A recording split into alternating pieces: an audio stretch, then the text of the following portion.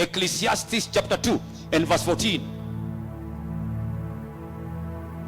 Part A of that scripture. Ecclesiastes chapter 2 and verse 14. Look at that scripture. You have never read it. It says, the wise man's eyes are in his head. Oh my God. That when you see a wise man walking, achieving stuff, becoming rich, hey, they have built their mental capacity.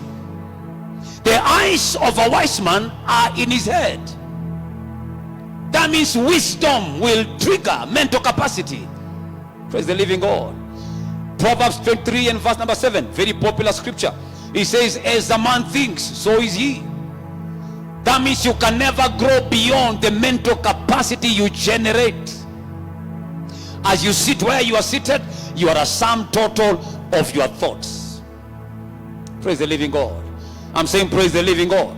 If you think you are a failure, you fail successfully.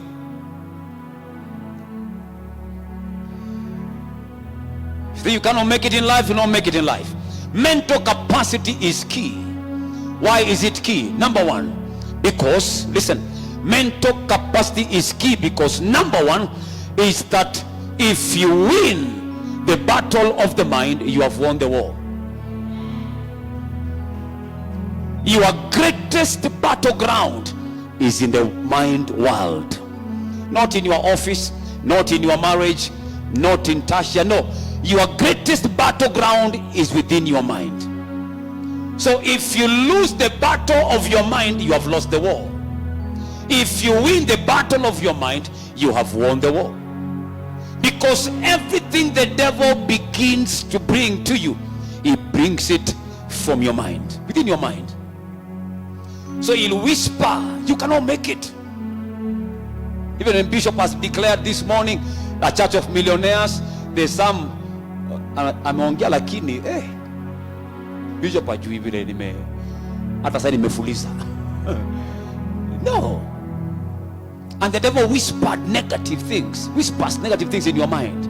But the moment you become the manager of your mind, you determine how your life will be. Are you hearing me, somebody? Are you hearing me? Do you remember David? He appears in the battleground. Hata hakuwa na agenda kupigana. He had gone to take grains and loaves to his brothers, and he finds this giant name of Goliath, defiling the armies of God. Every other person looks at the size of Goliath and disappears, but David looks at Goliath and he begins negotiating. He begins asking, what shall be given to this man, a man that will kill this giant? Can you imagine? Even before David had killed Goliath physically, he killed him in his mind. When you win the battle of the mind, you have won the war. Praise the living God. I say you have won the war. I say you have won the war. There's a man of God, my friend, it's called Bishop Isaac from Narumoru. This guy fell sick. When he fell sick, he began shedding weight very fast.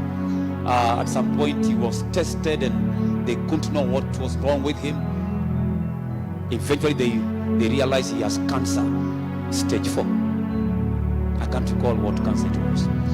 And he was admitted in the hospital. And he lied there, with terrible pain, and people are coming and they are talking all manner of things, but he remained steadfast, telling himself, I'm not dying. I'm not dying. I'm not dying. He says the worst people who came to visit him were preachers. They came and they thought he was asleep, yet he was just closing his eyes, meditating. And when they looked at him and his condition, they began budgeting for his funeral. Right there. Oh, mtumishi anaenda. And they began drafting budget ya mazishi na ako hapo. When they walked away, he still declared, I am not going anywhere. I will live to declare the goodness of the Lord in the land of the... Let me tell you, he never died. The man of God is alive even today. He is so healthy because don't lose the battle of your mind. Hata kama ni kubaya huko nje, kataa. Tell yourself, no, I'm not a failure. I'm not a failure. I can be a landlord right here. I can own property in Kenya. I can be a millionaire, as Bishop has declared. I declare you'll never lose again the battle of your mind. Number 2 about your mind. Your mind is ever fertile. It has no seasons of fertility. Anything falling on your mind will grow, whether good or bad. So you must just stand at the gate of your mind and reject every negative thought that is coming your way. Praise the living God.